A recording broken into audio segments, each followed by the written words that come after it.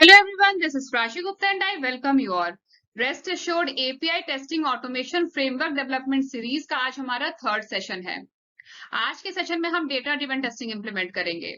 अगर आप लोग इस चैनल पे नए हैं और आपने अभी तक चैनल को सब्सक्राइब नहीं किया है तो जल्दी से हमारे चैनल को सब्सक्राइब कर दीजिए और वीडियो पसंद आए तो वीडियो को लाइक कीजिए, ज्यादा से ज्यादा शेयर कीजिए। आइए शुरू करते हैं आज का सेशन। तो अभी तक हम लोगों ने फ्रेमवर्क डेवलपमेंट में क्या क्या कर लिया, एक बार हम उसका क्विक रिकैप ले लेते हैं। सबसे पहले तो हमने एक मेवन प्रोजेक्ट क्रिएट किया था एक्लिप्स आईडी में। उसके बाद जो भी रिक्वायर्ड लाइब्रेरीज है हमारे प्रोजेक्ट की, वो सारी डिपेंडेंसीज हमने फॉर्म.xml में अपडेट की है। उसके बाद जो हमने फ्रेमवर्क डिजाइन किया है, उस डिजाइन के अकॉर्डिंग हमने एक फोल्डर स्ट्रक्चर क्रिएट किया था एक्लिप्स आईडी में। ये फ्रेमवर्क हम लोगों ने डिजाइन किया था और इस फ्रेमवर्क डिजाइन के अकॉर्डिंग हमने एक्लिप्स आईडी में हमने ये प्रोजेक्ट स्ट्रक्चर क्रिएट किया। ये देखिए, as per the framework design हमने यहाँ पे एक पैकेज क्रिएट किया था एंड पॉइंट्स के लिए, दूसरा पैकेज पेलोड के लिए, फिर टेस्ट केसेस के लिए, फिर यूटिलिटीज के लिए, लॉग्स के लिए लॉग फोल्डर क्रिएट किया था, रिपोर्ट्स के लिए रिपोर्ट फोल्डर क्रिएट था। तो हमने ये प्रोजेक्ट स्ट्रक्चर क्रिएट किया था as per this framework design. ठीक है, इसके बाद हमने क्या किया था, इसके बाद हमने जो फ्रेमवर्क हमने डिजाइन किया था उसी के अकॉर्डिंग हमने यहाँ पे रूट्स को मेंटेन करने के लिए हमने एक सेपरेट क्लास क्रिएट किया था, रूट्स.जावा। अब रूट्स में हमने सिर्फ यूआरएल्स को मेंटेन किया था। ठीक है, यूजर मॉडल के जो भी यूआरएल्स है हमने वो मेंटेन किया था, लेकिन इसी रूट्स.जावा क्लास में आपको रूट्स.जावा क्लास यही रखना है। और जब आप पेट मॉडल को इंप्लीमेंट करेंगे तो इसी क्लास में आप यहाँ पे जो भी पेट के यूआरएल्स होंगे, पेट मॉडल के जो भी यूआरएल्स होंगे वो यहाँ पे आप ऐड करेंगे। ठीक है, ऐसे ही स्टोर मॉडल के यूआरएल्स भी आप इसी रूट्स.जावा में आप मेंटेन करेंगे। ठीक है, अब यहाँ पे मॉड्यूल वाइज हमने अलग अलग रूट्स, अलग अलग मॉड्यूल्स के लिए अलग अलग रूट्स की क्लासेस नहीं हमने यहाँ पे मेंटेन किया, हमने एक ही रूट्स के लिए क्लास मेंटेन किया। इसी में हम सारे मॉड्यूल्स के लिए रूट हम मेंटेन करेंगे, लेकिन एंड पॉइंट्स के लिए हमने अलग अलग मॉड्यूल्स के लिए अलग अलग क्लासेस मेंटेन करना है। अभी चूंकि हम यूजर मॉड्यूल्स पे वर्क कर रहे हैं तो उसके लिए हमने यूजर मॉड्यूल के एंड पॉइंट के लिए हमने एक सेपरेट क्लास मेंटेन किया है, यूजर एंड पॉइंट.जावा। ठीक है, अब जब आप पेट मॉड्यूल करेंगे इंप्लीमेंट तो पेट मॉड्यूल के लिए आप जो क्लास मेंटेन करेंगे वो एक सेपरेट क्लास होगा, पेट मॉड्यूल के लिए सेपरेट क्लास होगा। ठीक है, वैसे ही स्टोर मॉड्यूल के लिए एक सेपरेट क्लास होगा जहां पे सिर्फ स्टोर मॉड्यूल के एंड पॉइंट्स होंगे, जैसे हमने यूजर मॉड्यूल के लिए किया है ना, ठीक है ऐसे ही। अब ये सारी फाइल्स मैं क्लोज कर देती हूँ। और हर मॉड्यूल का अपना अपना एक पेलोड के लिए सेपरेट क्लास है। अभी यूजर मॉड्यूल के लिए हमने एक मोजो क्लास क्रिएट किया था, क्योंकि जब हम यूजर क्रिएट कर रहे थे, यूजर मॉड्यूल के लिए जब हम यूजर क्रिएट कर रहे थे, यूजर क्रिएट करने के लिए जब हम रिक्वेस्ट डेटा सेंड कर रहे थे तो रिक्वेस्ट डेटा में ये डेटा जाता है। तो इस डेटा के लिए हमने यहाँ पे क्या किया, हमने एक मोजो क्लास मेंटेन किया है। तो जैसे हमने यूजर मॉड्यूल के लिए एक मोजो क्लास क्रिएट किया है पेलोड के लिए, ठीक ऐसे ही आपको पेट मॉड्यूल और स्टोर मॉड्यूल के लिए भी अलग अलग क्लास मेंटेन करना। ठीक है, अब आज के सेशन में हमें क्या करना है, आज के सेशन में हम करेंगे data driven testing.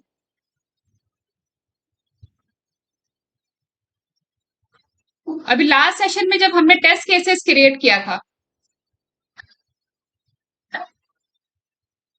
API test case वाले पैकेज में हमने यूजर मॉड्यूल के लिए हमने टेस्ट केस क्रिएट किया था। ठीक है, तो जब हमने टेस्ट केस क्रिएट किया था तो जो हमारा टेस्ट डेटा था वो हमने फेक डेटा यूज किया था, जिसमें हमने फेकर लाइब्रेरी यूज किया था। फेकर लाइब्रेरी यूज किया था हमने फेक डेटा को जनरेट करने के लिए। लेकिन अब हम क्या करेंगे, हम डेटा ड्रिवन टेस्टिंग करेंगे। अब डेटा ड्रिवन टेस्टिंग में क्या होता है, जो हमारा डेटा है वो एक्सेल फाइल में मेंटेन है।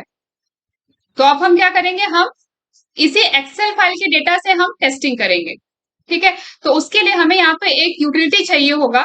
अब यहाँ पे हम फेक डेटा यूज नहीं करेंगे टेस्टिंग के लिए, हम इसी फाइल से डेटा को रीड करेंगे। तो यहाँ पे हमें एक यूटिलिटी चाहिए होगा जो इस फाइल से टेस्ट डेटा को रीड कर सके। ठीक है, यहाँ पे ये है, ये हमारा टेस्ट डेटा, इसमें जो सबसे पहला रो है ये है कॉलम। ठीक है, उसके बाद ये तीन हमारे पास टेस्ट डेटा है। तो इसी टेस्ट डेटा को यूज करके हम करेंगे डेटा ड्रिवन टेस्टिंग।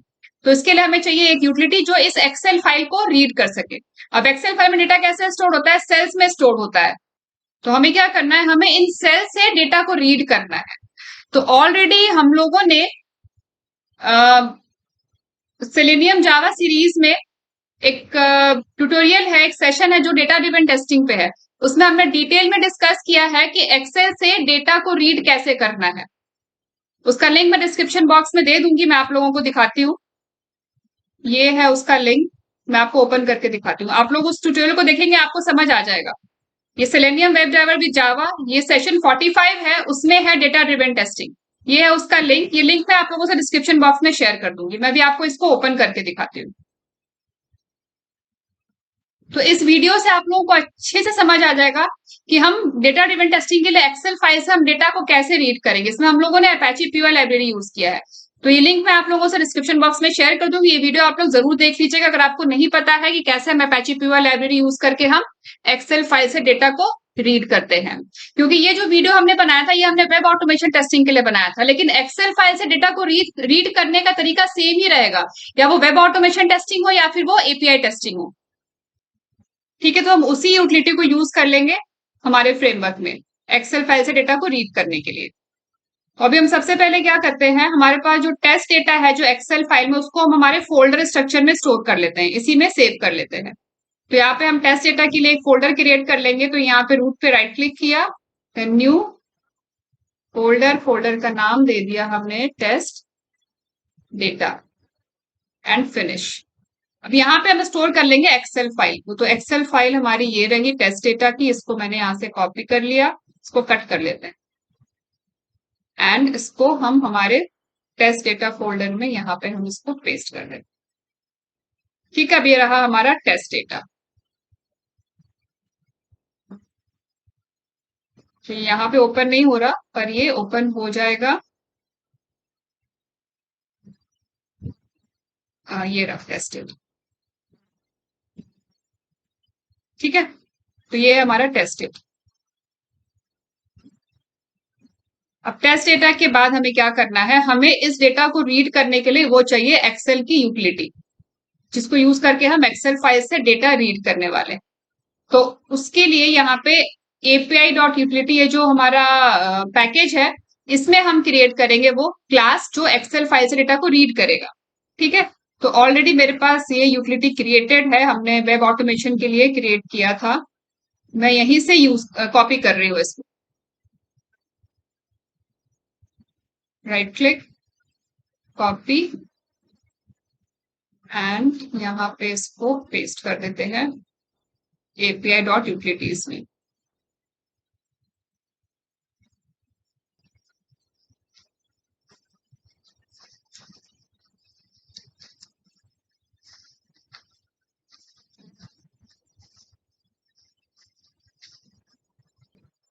तो ये हमारी क्लास रीड एक्सेल फाइल, इसी क्लास को यूज करके, इसी यूटिलिटी को यूज करके हम एक्सेल फाइल से डेटा को रीड करेंगे।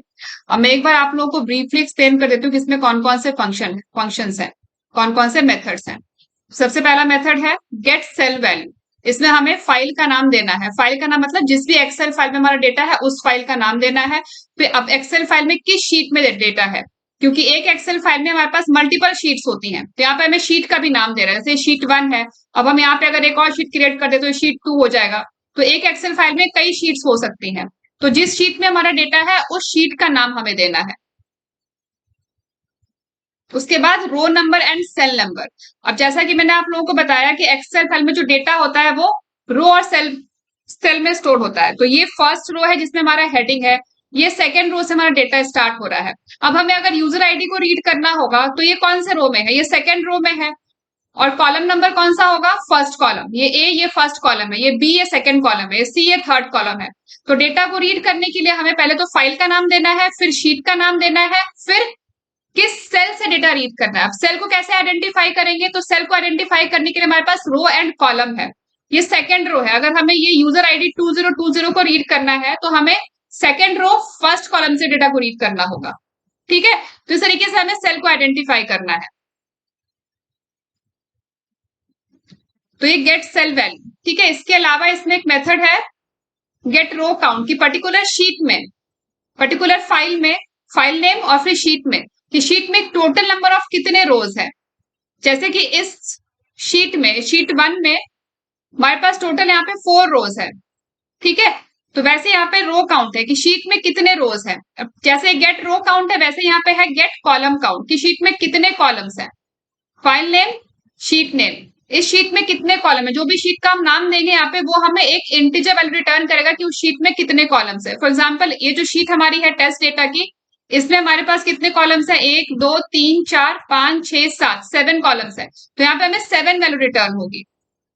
ठीक है, कितने रोज है, 4 रोज है। तो जब हम गेट रो काउंट मेथड को कॉल करेंगे, जब हम गेट रो काउंट मेथड को कॉल करेंगे तो हमें यहाँ पे एक इंटीजर वैल्यू रिटर्न होगी जिसमें हमें 4 मिलेगा, क्योंकि हमारे पास शीट में 4 रोज है।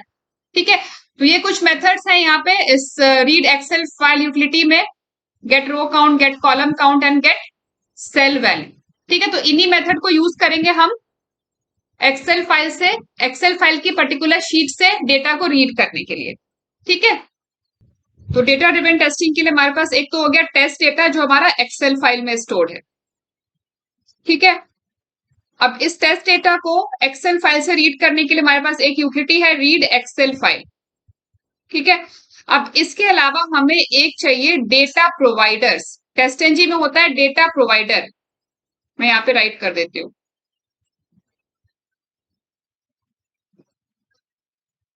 डेटा प्रोवाइडर्स, डेटा प्रोवाइडर्स क्या होते हैं टेस्टएनजी में?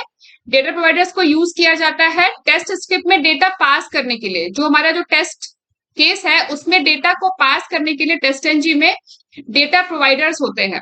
डेटा प्रोवाइडर्स को हम यूज करके हम इजीली मल्टीपल वैल्यूज हम सेम टेस्ट केस में इंजेक्ट कर सकते हैं। यहाँ वही लिखा है, ये इनबिल्ट फीचर है टेस्टएनजी का। ठीक है, मोस्टली डेटा ड्रिवन टेस्टिंग के लिए यूज किया जाता है। Data providers are the means to pass data to the test script in TestNG. Using data providers in TestNG, we can easily inject multiple values into the same test case. अब एक ही test case हमारे पास multiple test data है, तो हम same taste case में अगर हमें multiple values inject करना हो तो उसके लिए हम यहाँ पे डेटा प्रोवाइडर यूज कर सकते हैं टेस्टएनजी का। ठीक है, ये एक इनबिल्ट टेस्टएनजी में हमें ये इनबिल्ट मिलता है। ठीक है, कैसे यूज करना है ये मैं भी आप लोगों को बताऊंगी। तो यहाँ पे ये जो हमारा api.utilities पैकेज है, इसी पैकेज में हम एक नई क्लास क्रिएट कर लेंगे डेटा प्रोवाइडर के लिए। न्यू क्लास, और यहां दे देते हैं क्लास का नाम डेटा प्रोवाइडर्स। ठीक है, आप कुछ भी नाम दे सकते हो रिक्वायरमेंट के हिसाब से, चूंकि ये क्लास डेटा प्रोवाइड कर रही है हमारे टेस्ट स्क्रिप्ट को, तो इसलिए मैंने यहाँ पे इसका नाम दे दिया है डेटा प्रोवाइडर्स। ठीक है, एंड फिनिश। हमेशा क्लासेस का नाम मीनिंगफुल देना चाहिए। तो अब यहाँ पे हम एक मेथड क्रिएट करेंगे डेटा प्रोवाइडर्स क्लास में, जो सारा डेटा प्रोवाइड करेगा हमारे टेस्ट केस को। हमारा जो ये टेस्ट केस है जो हमने राइट किया है यूजर टेस्ट, अब इसमें देखिए हमारे पास एक तो टेस्ट है क्रिएट यूजर के लिए, तो क्रिएट यूजर के लिए हमें सारा डेटा चाहिए, तो हम एक मेथड क्रिएट करेंगे डेटा प्रोवाइडर वाले क्लास में जो यूजर को क्रिएट करने के लिए सारा डेटा प्रोवाइड करेगा, ऑल डेटा। तो यहाँ पे मेथड का हम नाम दे देते हैं। अब हाँ, यहाँ पे एक चीज और, अभी जो डेटा प्रोवाइडर होता है ना, ये हमेशा 2 डायमेंशनल एरे रिटर्न करता है। ये 2 डायमेंशनल एरे रिटर्न करेगा। अभी कैसे रिटर्न करेगा 2 डायमेंशनल एरे, ये भी मैं आपको बताती हूँ। तो यहाँ पे हमारा स्टेटमेंट हो जाएगा पब्लिक। अब मैंने आपको बताया ना कि 2 डायमेंशनल एरे रिटर्न करेगा, तो ये स्ट्रिंग रिटर्न करेगा 2 डायमेंशनल। ठीक है, ये 2 डायमेंशनल स्ट्रिंग यहाँ पे हमने रिटर्न में डाल दिया। उसके बाद यहाँ पे हम देंगे मेथड का नाम। तो मेथड का नाम तो यहाँ पे मेथड का नाम दे देते हैं user data provider, all data provider कर देते हैं, ऑल डेटा प्रोवाइडर, क्योंकि ये जो मेथड है ये सारा डेटा रिटर्न करेगा, हमें सारा डेटा प्रोवाइड करेगा। ठीक है, तो मेथड का नाम हमने दे दिया ऑल डेटा प्रोवाइडर। अभी जो मेथड क्रिएट किया है हमने, ये है डेटा प्रोवाइडर मेथड। तो टेस्टएनजी में एक एनोटेशन यूज करना होता है डेटा प्रोवाइडर मेथड्स के लिए, @डेटा प्रोवाइडर, @डेटा प्रोवाइडर, और यहां पे हमने देंगे डेटा प्रोवाइडर का एक नाम, नेम इक्वल्स ऑल डेटा कर देते हैं, ऑल डेटा। ठीक है, और यहाँ पे अब हमें क्या करना है, हमें डेटा को रीड करना है एक्सेल फाइल से। तो ये है हमारा test data file, excel file, जहां से हमें डेटा को रीड करना है। अब इसमें जो डेटा स्टोर्ड है वो रोज एंड कॉलम्स में स्टोर्ड है। रो 1 से स्टार्ट हो रहा है, 1 2 3 4, 4 रोज है। ठीक है, तो हम डेटा कैसे रीड करेंगे, हम यहाँ पे रो बाय रो डेटा को रीड करेंगे। तो जो फर्स्ट रो है ये तो हेडिंग के लिए है, तो हम इसको इग्नोर कर देंगे, हम सेकंड रो से डेटा रीड करना स्टार्ट करेंगे, क्योंकि हमें हेडिंग की जरूरत नहीं है, हमें सिर्फ डेटा चाहिए, यूजर डेटा चाहिए। ठीक है, तो हम सेकंड रो से स्टार्ट करेंगे। तो यहाँ पे एक्सेल में जो रो की इंडेक्सिंग है वो 1 से शुरू हो रही है, जो फर्स्ट रो है उसका इंडेक्स 1 है। लेकिन जावा में ऐसा नहीं होता, जावा में जो इंडेक्सिंग स्टार्ट होती है वो 0 से स्टार्ट होती है। फर्स्ट रो का जो इंडेक्स होगा वो 0 होगा, सेकेंड रो का इंडेक्स 1 होगा। ठीक है, तो ये आप ध्यान रखेंगे। तो हम क्या करेंगे, हम रो बाय रो डेटा को रीड करेंगे। सबसे पहले हम सेकेंड रो को रीड करेंगे, जावा में इसका इंडेक्स 1 होगा। ठीक है, तो सेकेंड रो को रीड करेंगे, सेकेंड रो के हम सारे कॉलम्स को रीड कर लेंगे।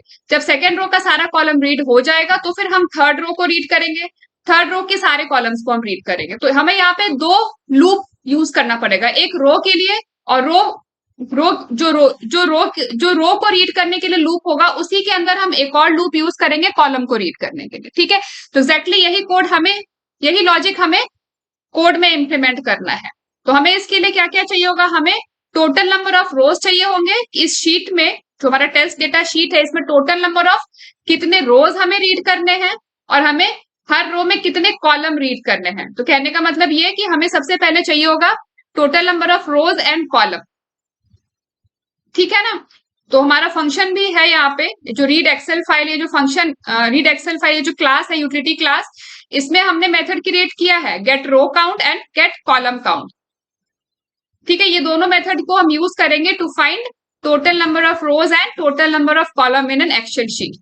ठीक है, तो इन दोनों मेथड को यूज करने के लिए हमें चाहिए होगा फाइल का नाम, कि कौन सी एक्सेल फाइल है और उस फाइल के अंदर कौन से शीट से हमें रो को रीड करना है। ठीक है, तो उसके लिए हम ऐसा करते हैं, यहाँ पे हम एक फाइल नेम के लिए हम एक स्ट्रिंग वेरिएबल क्रिएट कर लेते हैं। अब यहाँ पे हमें चाहिए फाइल का नाम पूरे पाथ के साथ। ठीक है, तुम्हारी फाइल स्टोर्ड है, जो हमारा प्रोजेक्ट डायरेक्टरी है, उस डायरेक्टरी के अंदर जो टेस्ट डेटा फोल्डर है उसके अंदर हमारा एक्सेल फाइल स्टोर है, टेस्ट डेटा डॉट एक्सएलएस। तो ये पाथ हमें यहाँ पे चाहिए। अब ये पाथ कैसे मिलेगा, तो उसके लिए यहाँ पे हम गेट प्रॉपर्टीज मेथड यूज करेंगे, सिस्टम डॉट गेट प्रॉपर्टी, और यहाँ पे हमें जो भी प्रॉपर्टी चाहिए उसका हमें की देना होगा। अब हमें यूजर डायरेक्टरी का वैल्यू चाहिए, तो उसका की आ जाएगा यूजर डॉट dir। अब हमें ये जो डायरेक्टरी है हमारा इसका पाथ मिल जाएगा। इसके पाथ में हम क्या करेंगे, हम अपेंड कर देंगे टेस्ट डेटा, ये फोल्डर, और फिर उसके बाद ये एक्सेल फाइल। तो इस स्ट्रिंग में ही हम अपेंड कर देते हैं टेस्ट डेटा फोल्डर और फिर एक्सेल फाइल। अब यहाँ पे हमें जो हमारा टेस्ट डेटा फाइल है उसका हमें कंप्लीट पाथ मिल गया, कंप्लीट फाइल नेम मिल गया अलॉन्ग विथ पाथ, उसको हमने एफ फाइल नेम वेरिएबल में स्टोर कर लिया। अब मैंने आपको बताया कि हमें total number of rows and column चाहिए, तो उसके लिए भी हम यहाँ पे वेरिएबल क्रिएट कर लेते हैं, टोटल रो काउंट इक्वल्स। अब ये जो हमने यूटिलिटी क्लास क्रिएट किया है, अब हम इसका मेथड यूज करेंगे। अब यहाँ पे जो भी हमने मेथड्स क्रिएट किए हैं वो हमने यहाँ पे स्टैटिक मेथड्स क्रिएट किए हैं। तो इसका क्या मतलब हो गया कि इस क्लास को यूज करने के, इस क्लास के मेथड्स को यूज करने के लिए, रीड एक्सेल फाइल क्लास के मेथड्स को यूज करने के लिए हमें ऑब्जेक्ट क्रिएट करने की नहीं है, हम सीधा क्लास नेम से हम स्टैटिक मेथड्स को हम कॉल कर सकते हैं।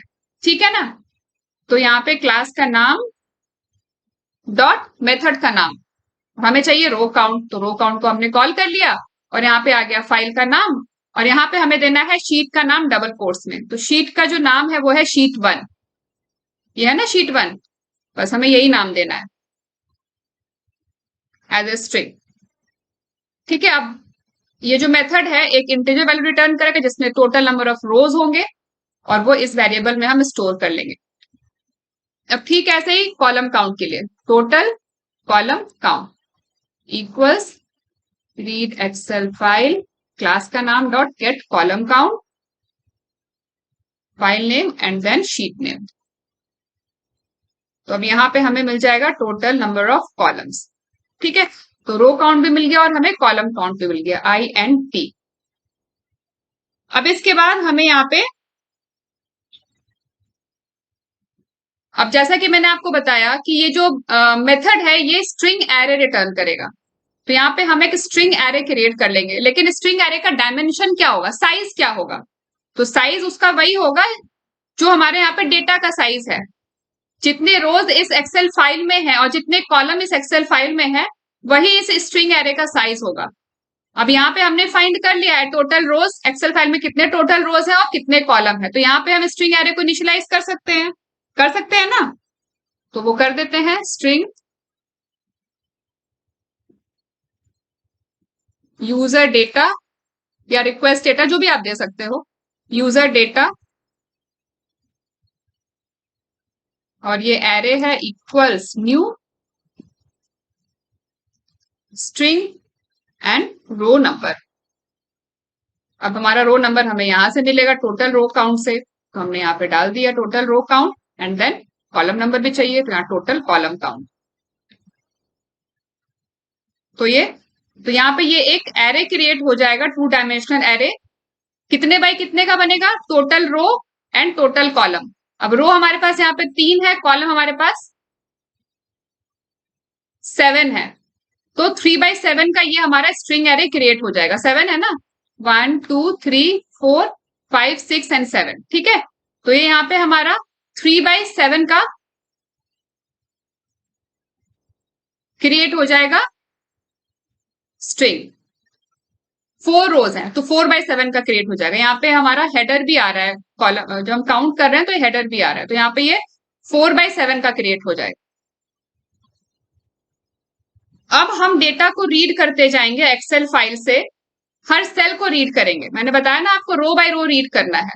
तो सबसे पहले हम इस रो से स्टार्ट करेंगे, क्योंकि इस रो में तो हमारा हेडिंग है, तो हम इसको इग्नोर कर देंगे, फर्स्ट रो को हम इग्नोर कर देंगे, सेकंड रो से स्टार्ट करेंगे। तो सेकंड रो के हम हर सेल को रीड करेंगे, पहले ये वाला सेल फिर ये वाला सेल। तो ये कॉलम्स है बेसिकली, ठीक है। तो उसके लिए हमारे पास ऑलरेडी मेथड है, हमने राइट किया है यूटिलिटी क्लास में, read excel file utility class में, गेट सेल वैल्यू। इसी मेथड को कॉल करके हम रीड करेंगे डेटा। तो यहाँ पे हमें यूज करना होगा फॉर लूप, 2 फॉर लूप, एक फॉर लूप रो के लिए और दूसरा फॉर लूप कॉलम के लिए। तो पहला फॉर लूप के लिए हम स्टेटमेंट राइट करते हैं, for int row number equals, अभी हमें रो तो 1 से स्टार्ट करना है ना, 0 से स्टार्ट नहीं करना है, तो यहाँ पे 1 से स्टार्ट कर देते हैं, ठीक है। Row number less than equal to total row count. कब तक ये लूप चलेगा? जब तक टोटल रो से रो नंबर की वैल्यू है वो कम है, ठीक है। और हमें रो नंबर को इंक्रीमेंट करते जाना है, जिससे कि हम नेक्स्ट रो में शिफ्ट होते रहें। ये हमारा आउटर फॉर लूप हो गया। अब इसके अंदर हमें एक इनर फॉर लूप और चलाना है, फॉर कॉलम काउंट। जब हम फर्स्ट रो को रीड करेंगे तो फर्स्ट रो के जितने भी कॉलम्स हैं हम पहले उसको रीड कर लेंगे। तो उसके लिए यहाँ पे दूसरा फॉर लूप आएगा, इंट कॉलम नंबर इक्वल्स, अब ये हमें 0 से स्टार्ट करना है, क्योंकि हमें सारे कॉलम रीड करने में, कोई भी इग्नोर नहीं करना।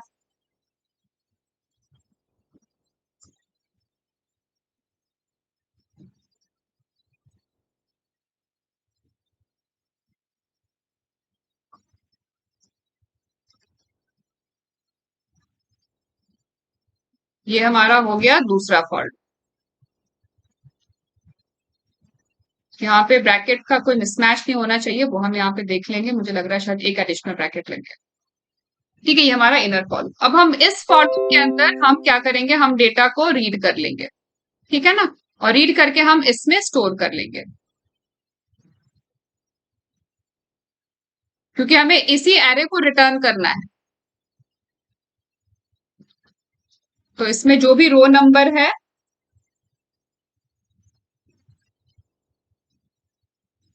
-1 एंड कॉलम नंबर,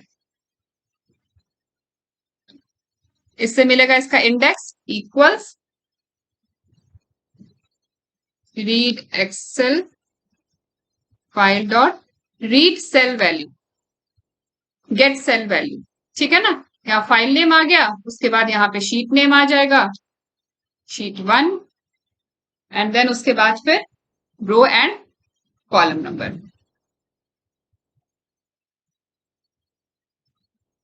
लास्ट में सेमीकोलन से स्टेटमेंट एंड।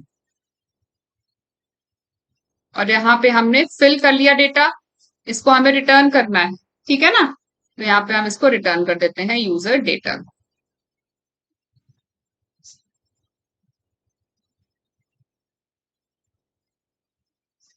अब हमारा ये मेथड हो गया complete to read all data, ठीक है, ऑल डेटा प्रोवाइडर। और यहाँ पे एरर क्यों है वो देख लेते हैं। अच्छा, ये हमने ब्रैकेट के बाद लिखा, ये इसके अंदर आएगा, इसके अंदर आएगा, ये है इस मेथड का क्लोजिंग ब्रैकेट।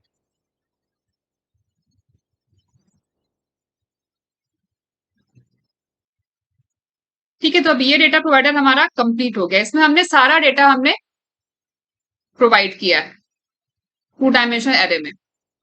अब एक और डेटा प्रोवाइडर मेथड हम यहाँ पे क्रिएट करेंगे जिसमें हम सिर्फ यूजर नेम हम प्रोवाइड करेंगे, क्योंकि हमारे पास कुछ टेस्ट केसेस हैं जिसमें हमें सिर्फ यूजर नेम चाहिए। जैसे गेट यूजर, इसके लिए हमें सिर्फ यूजर नेम चाहिए।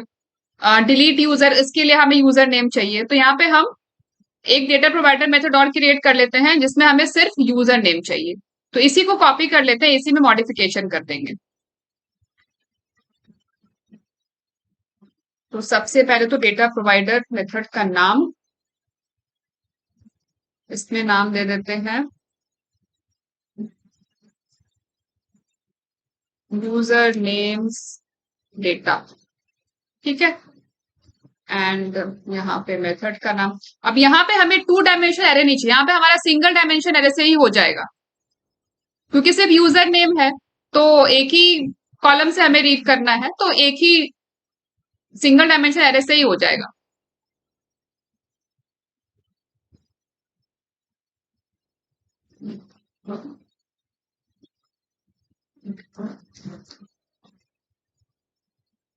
ये हो गया मेथड का नाम, और फाइल का जो नाम है वो तो यही रहेगा, टोटल रो टोटल काउंट।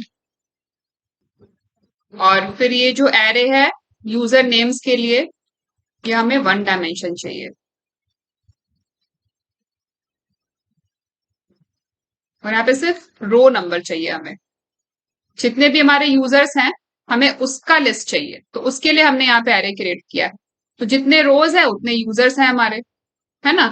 जितने रोज हैं यूजर्स हैं, अगर एक और यूजर ऐड होगा तो एक और रो इंक्रीज हो जाएगा। तो यहाँ पे हमने सिर्फ इसलिए रो को लिया है। और फिर उसके बाद हमें यहाँ पे कॉलम की भी जरूरत नहीं है, इसको भी हम यहाँ पे कमेंट आउट कर देते हैं। तो ये कॉलम वाला जो अंदर वाला फॉर लूप है ये हमें नहीं चाहिए, क्योंकि हमें सिर्फ रो से डेटा चाहिए, हमें कॉलम से नहीं चाहिए। हमें पता है हमें सिर्फ एक ही कॉलम से डेटा रीड करना है, ठीक है ना। कॉलम हमारा फिक्स है, हमें सिर्फ इसी कॉलम से डेटा रीड करना है।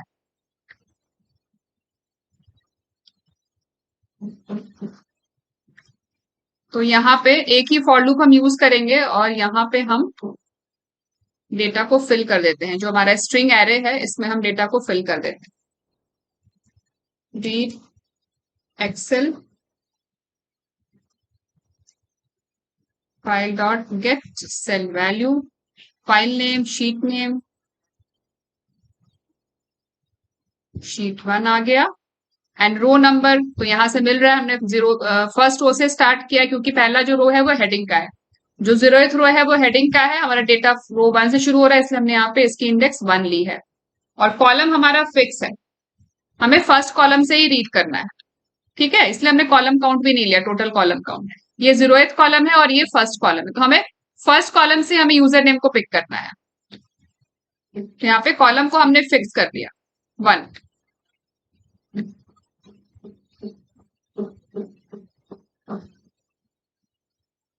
और यहाँ पे आ जाएगा हमारा रो -1। अभी -1 क्यों किया है हमने, क्योंकि जावा में एरे की इंडेक्सिंग 0 से स्टार्ट होती है। तो जो हमारा पहला डेटा होगा वो यहाँ पे 0th इंडेक्स पे होगा।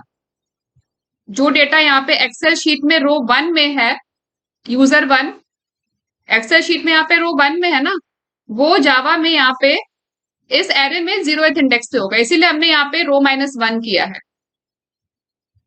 यहां भी ठीक है, आप लोगों ने नोटिस किया होगा यहाँ भी, लेकिन कॉलम में हमने नहीं किया है। ठीक है, क्योंकि कॉलम हमारा जो है वो 0 से ही स्टार्ट हो रहा है। तो जो पहला डेटा है वो हमारे यहाँ पे 0 0 से है। कॉलम 0 से स्टार्ट हो रहा है ना, लेकिन यहाँ पे हमने रो को 1 से स्टार्ट किया था, इसीलिए हमने यहाँ पे रो के लिए -1 किया था, लेकिन हमने कॉलम के लिए -1 नहीं किया है।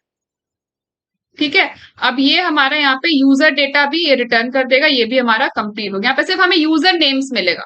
ऐसा करते हैं, इसको हम यूजर नेम्स डेटा कर देते हैं, यूजर नेम्स डेटा, क्योंकि ये ज्यादा मीनिंगफुल है, क्योंकि हमें वेरिएबल्स का नाम हमेशा हमें मीनिंगफुल रखना चाहिए।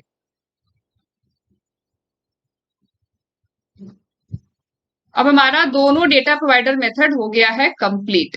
अब हम चलते हैं अपने टेस्ट केस में। अब ये देखिए, टेस्ट केस में हम लोगों ने लास्ट सेशन में ये यूजर टेस्ट और जावा हमने राइट किया था, जिसमें हमने क्या किया था, हमने फेक डेटा जनरेट किया था। इसमें हमने फेक डेटा जनरेट किया था। क्रिएट करने के लिए भी जनरेट टेस्ट डेटा ना, यहाँ पे देखिए सारा हमने फेक डेटा जनरेट किया। लेकिन अभी हम डेटा ड्रिवन टेस्टिंग कर रहे हैं, तो इसके लिए हमें या तो मैं इसी को मॉडिफाई कर दूं, या फिर मैं एक नया क्लास क्रिएट कर लूं फॉर डेटा ड्रिवन टेस्टिंग। तो ऐसा करते हैं, इस कोड को मैं टच नहीं करती हूँ, ये कोड सारा मैंने आप लोगों से गिटहब पे शेयर कर दिया, उसका लिंक डिस्क्रिप्शन बॉक्स में भी दे दिया है, आप लोग वहां से देख सकते हैं। डेटा ड्रिवन टेस्टिंग के लिए मैं यहाँ पे एक नई क्लास क्रिएट कर लेती हूँ। तो यहाँ पे इसी api.testcase पैकेज में राइट क्लिक न्यू, क्योंकि सारे टेस्ट केसेस हम सेम पैकेज में रखेंगे, टेस्ट केस वाले पैकेज में। तो उसी पैकेज में हमने एक नया क्लास क्रिएट कर लिया, यहां दे देते हैं क्लास का नाम, तो हमने दे दिया यूजर टेस्ट, डीडी कर देते हैं, DD stands for data driven testing and finish. तो ये हो गया हमारे क्लास का नाम।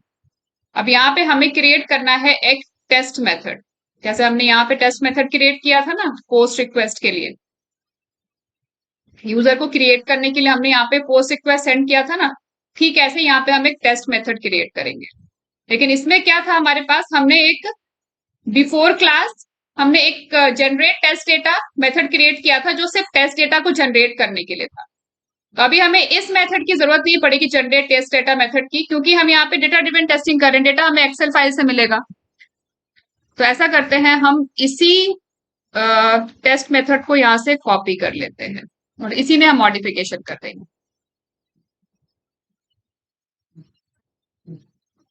ठीक है, ये हो गया हमारा टेस्ट मेथड। अब इसको हमने कन्वर्ट करना है डेटा ड्रिवन टेस्टिंग के लिए, तो उसके लिए यहाँ पर हो जाएगा हमारा, यहाँ पे प्रायोरिटी हमने 1 सेट किया है, इसको हम ऐसे ही रहने देते हैं, इस टेस्ट केस की प्रायोरिटी हम 1 ही रहने देते हैं। उसके बाद यहाँ पे आएगा डेटा प्रोवाइडर का नाम, कि ये जो टेस्ट मेथड है इसको कौन डेटा प्रोवाइड करेगा, क्योंकि अभी तो हम फेक डेटा जनरेट नहीं कर रहे, अब हमें इसके लिए डेटा चाहिए होगा, ये पेलोड के लिए हमें डेटा चाहिए होगा। तो डेटा कौन देगा, तो वो डेटा प्रोवाइडर का नाम यहाँ पे आएगा। तो हमारा स्टेटमेंट हो जाएगा डेटा प्रोवाइडर, सॉरी कॉमा लगाने के बाद डेटा प्रोवाइडर इक्वल्स, और जो हमारा डेटा प्रोवाइडर का नाम है ना वो हम यहाँ पे दे देंगे। तो हमने यहाँ पे क्या नाम रखा है डेटा प्रोवाइडर का, ऑल डेटा, क्योंकि हमें ऑल डेटा चाहिए ना, हमें सारा डेटा चाहिए। यूजर को क्रिएट करने के लिए हमें यूजर आईडी चाहिए, यूजर नेम चाहिए, ईमेल चाहिए, फर्स्ट नेम लास्ट नेम सब चाहिए हमें। तो हम यहाँ पे ये ऑल डेटा वाला डेटा प्रोवाइडर हम यूज करेंगे।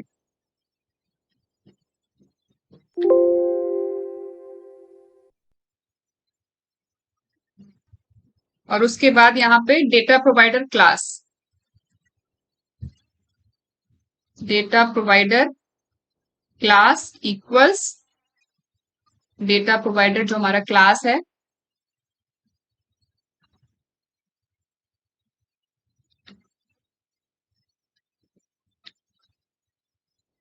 Dot class.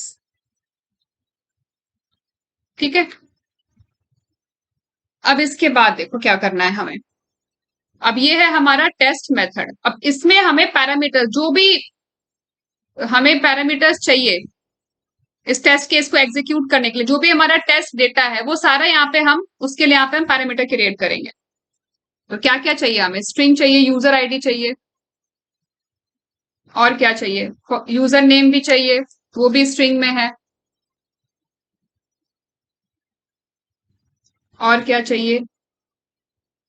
फर्स्ट नेम चाहिए, लास्ट नेम चाहिए,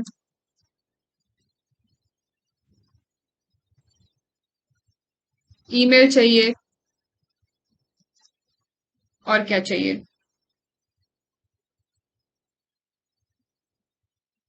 ईमेल के बाद और क्या है? पासवर्ड है और फोन है। पासवर्ड हो गया, फोन हो गया, ये सारा डेटा हमारा हो गया। ठीक है, ये डेटा हमें यहीं से मिलेगा। अब इसके बाद हमने क्या किया था? इसके बाद हमने ये यूजर पेलोड क्रिएट किया था। अब ये पेलोड हमें कैसे मिलेगा? तो हम अपने पुराने टेस्ट केस में चलते हैं जो हमने क्रिएट किया था, यूजर टेस्ट। तो उसके लिए हमें, जैसे हमने यहाँ पे जब हमने टेस्ट डेटा जनरेट किया था तो उसके लिए हमने यहाँ पे वेरिएबल क्रिएट किया था ना, ठीक ऐसे ही हम यहाँ पे एक वेरिएबल क्रिएट करेंगे और फिर उसमें जैसे हमने यहाँ पे सेट किया है वैसे ही हम वहां भी सेट करेंगे। तो मैं इसको ही कॉपी कर लेती हूँ। बस हम क्या करेंगे, हमें फेकर ना यूज करके जो डेटा हमें पैरामीटर में मिल रहा है बस उसको यूज करेंगे। ठीक है ना? तो हमारा डेटा ड्रिवन टेस्टिंग वाला टेस्ट केस ये रहा।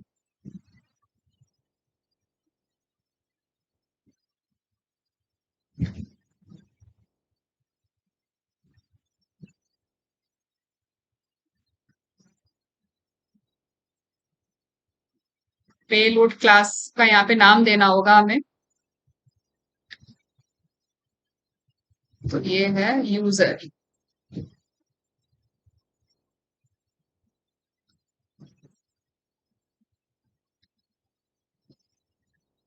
ठीक है, अब यहाँ पे हम फेकर लाइब्रेरी नहीं यूज करके हम क्या करेंगे, हम यूज करेंगे ये वाला डेटा जो हमें डेटा प्रोवाइडर से मिल रहा है। तो उसके लिए क्या करना है, पहले तो हम इसको यहां से रिमूव कर देते हैं। यहाँ पे हमें आईडी सेट करना है। तो आईडी किस, ये रहा हमारा यूजर आईडी। अब आईडी के लिए हमें यहाँ पे इंटीजर वैल्यू पास करना है। सेट आईडी मेथड यहाँ पे ये इंटीजर लेगा पैरामीटर, तो उसके लिए इंटीजर डॉट पार्स इंट, क्योंकि ये हमारा स्ट्रिंग में है तो यहाँ पे हमने इसको पार्स कर दिया। यहाँ पे आ गया आईडी। अब ठीक है, ऐसे यहाँ पे आ जाएगा यूजर नेम। तो ये आ गया यहाँ पे यूजर नेम। यहाँ पे आ जाएगा फर्स्ट नेम, फिर आ जाएगा लास्ट नेम,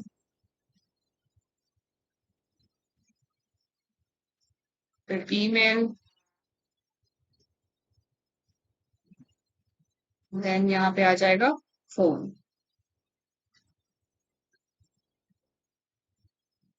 यूजर नेम, एक मिनट मिस हो गया यहाँ पे, user name, sorry I think कुछ गलत डाल दिया मैंने, ऊपर का नीचे हो गया। फर्स्ट नेम और ये है लास्ट नेम। ठीक है, अब हमारा ये पे लोड हो गया कंप्लीट।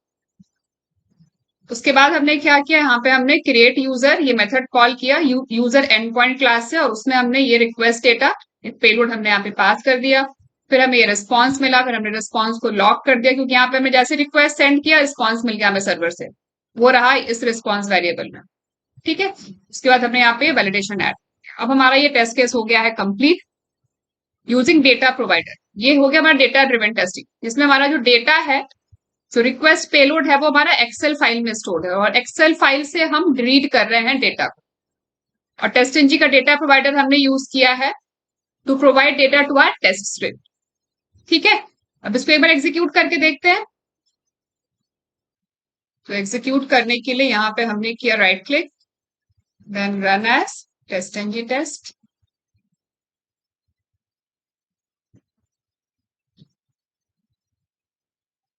और ये देखिए ये हो रहा है हमारे टेस्ट केसेस का एग्जीक्यूशन। वन, अब जितने रोज हैं यहाँ पे उतनी बार हमारा टेस्ट केस एग्जीक्यूट होगा। यहाँ पे मल्टीपल टेस्ट डेटा है ना, ये पहला टेस्ट डेटा, ये दूसरा टेस्ट डेटा, ये तीसरा टेस्ट डेटा, तो यहाँ पे 3 बार ये टेस्ट केस एग्जीक्यूट होना चाहिए। लेकिन हमारा ये यहाँ पे 4 बार एग्जीक्यूट हो रहा है और चौथा यहाँ पे फेल हो रहा है। जो फोर्थ वाला टेस्ट केस है वो फेल हो रहा है। अभी देखते हैं क्यों फेल हो रहा है। ये हमारा पहले यूजर के लिए हमने क्रिएट यूजर एग्जीक्यूट किया, फिर दूसरे यूजर के लिए, फिर तीसरे यूजर के लिए, फिर फोर्थ यूजर तो है ही नहीं, तो ये यहाँ पे कुछ एरर है, वो अभी हम देख लेते हैं क्या एरर है। तो ये बेनिफिट होता है डेटा प्रोवाइडर का।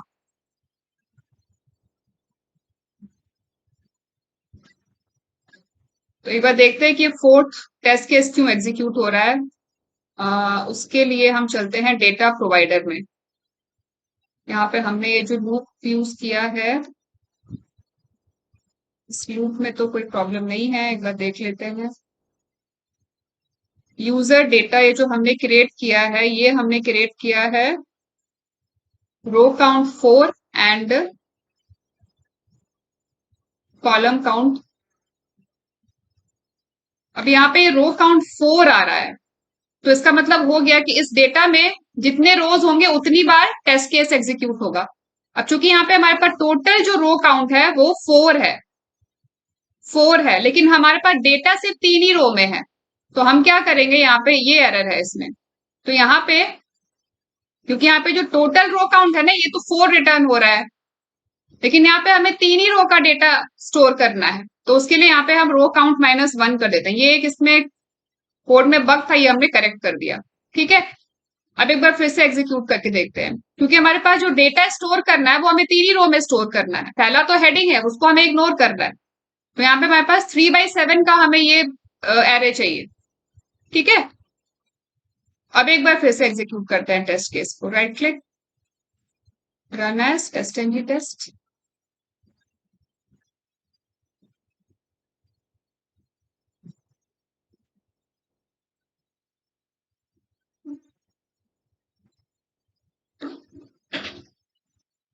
पे एरर है, एक बार देखो।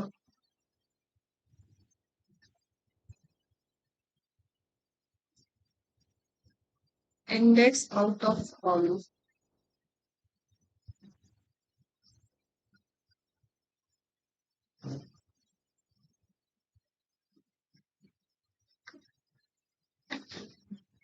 ये हमने यहाँ पे टोटल रो काउंट -1 कर दिया। फिर हमने जब ये लूप किया तो यहाँ पे ये रो नंबर भी जो होगा ये लेस देन होगा, इक्वल नहीं आएगा। ठीक है, यहाँ पे लेस देन, ये भी एक एरर।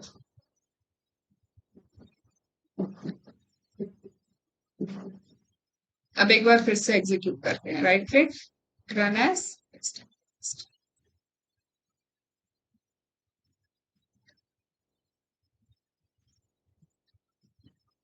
ये देखिए, इस बार हमारा सही हो गया। Passes 3, failure 0। और जो 3 टेस्ट डेटा हमारे पास है 3 यूजर का, वो तीनों यहाँ पे सक्सेसफुली एग्जीक्यूट हो गया। ठीक है, तो आई होप आपको समझ आया होगा किस तरीके से हमने डेटा ड्रिवन टेस्टिंग किया टू क्रिएट यूजर के लिए। अब ऐसा करते हैं, हम एक और टेस्ट क्रिएट कर लेते हैं।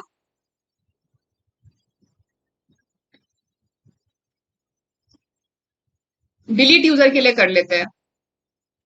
ठीक है, डिलीट यूजर के लिए भी कर सकते हैं, गेट यूजर के लिए भी कर सकते हैं, अपडेट यूजर के लिए भी कर सकते हैं, पर अभी हम डिलीट यूजर के लिए कर लेते हैं। तो ये डिलीट यूजर का जो टेस्ट मेथड है वो मैं यहीं से कॉपी कर रही हूँ, इसी में मॉडिफिकेशन कर देंगे।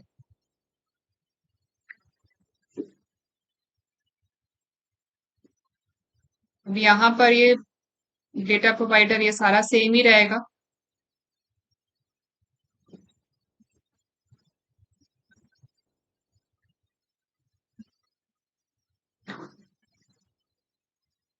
इसकी प्रायोरिटी कर देते हैं 2, क्योंकि यहाँ पे हमारे पास 2 टेस्ट केसेस हैं। और यहाँ पे आ जाएगा डेटा प्रोवाइडर का नाम। तो डेटा प्रोवाइडर का नाम क्या होगा, यहाँ पे हमें चाहिए सिर्फ यूजर नेम। तो यूजर नेम का डेटा प्रोवाइड करने के लिए हमने डेटा प्रोवाइडर मेथड क्रिएट किया है ना, ये वाला नाम आएगा। और ये जो यूजर नेम, ये जो डेटा प्रोवाइडर है, ये रिटर्न करता है स्ट्रिंग। एरे है लेकिन यहाँ पे सिर्फ ये एक ही पैरामीटर रिटर्न कर रहा है। ठीक है, सिर्फ यूजर नेम। स्ट्रिंग एरे है लेकिन इस एरे में सिर्फ यूजर नेम एक ही पैरामीटर है। ठीक है, तो ये पैरामीटर के लिए भी हम यहाँ पे प्रोविजन करेंगे। तो ये हो गया प्रोवाइडर का नाम यूजर नेम, और यहाँ पे हम एक पैरामीटर क्रिएट करेंगे यूजर नेम के लिए। और ये जो यूजर नेम है, अब यहाँ पे ये वाला जो मेथड है ये 3 बार एग्जीक्यूट होगा, क्योंकि डेटा जो प्रोवाइडर, ये जो डेटा प्रोवाइडर है, ये 3 बार इसको यूजर नेम प्रोवाइड करेगा, क्योंकि हमारा जो टेस्ट डेटा है इसमें 3 यूजर नेम, ठीक है, 3 रोज हैं, 3 यूजर नेम है, तो यहाँ पे ये 3 बार टेस्ट डेटा मिलेगा, ठीक है ना। और जो भी यूजर नेम आएगा डिलीट करने के लिए, उसको यहाँ पे हमें डिलीट करना है, ठीक है।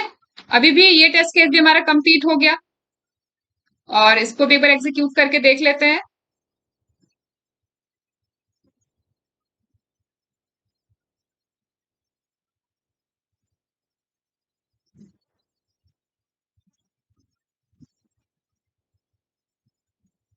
और यहाँ भी हमें करेक्ट करना होगा, जो अभी हमने ऊपर करेक्ट किया था, तो एग्जीक्यूट करने से पहले ही कर लेते हैं, क्योंकि जो रो काउंट है वो भी यहाँ पे हमारा -1 होगा। टोटल रोज 4 है, लेकिन जो डेटा है वो हमारा सिर्फ 3 ही रो में है। फर्स्ट रो हेडिंग का है, इसीलिए हमने यहाँ पे -1 कर दिया है। और सेम यहाँ पे ये लेस देन इक्वल की जगह पे यहाँ पे सिर्फ लेस देन होगा, ठीक है। जो मॉडिफिकेशन हमने और डेटा प्रोवाइडर में किया था, सेम वही मॉडिफिकेशन हमने यहाँ किया है, वही करेक्शन किया है। अब एग्जीक्यूट करके देखते हैं। तो पहले ये वाला टेस्ट एग्जीक्यूट होगा क्रिएट यूजर का, और फिर जब यूजर्स क्रिएट हो जाएंगे तो उसके बाद फिर तब ये डिलीट यूजर वाला एग्जीक्यूट होगा। Right click, run as TestNG test.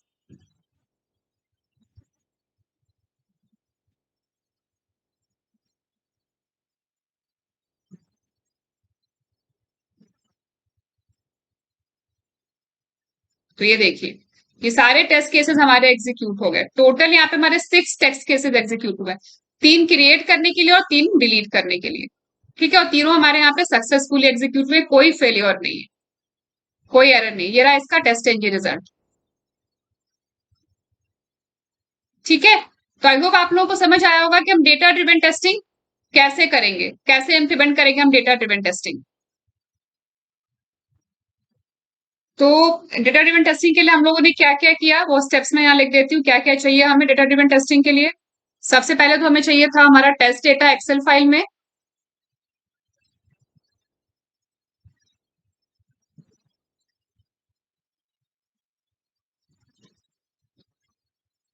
उसके बाद हमें चाहिए था utility to read excel file.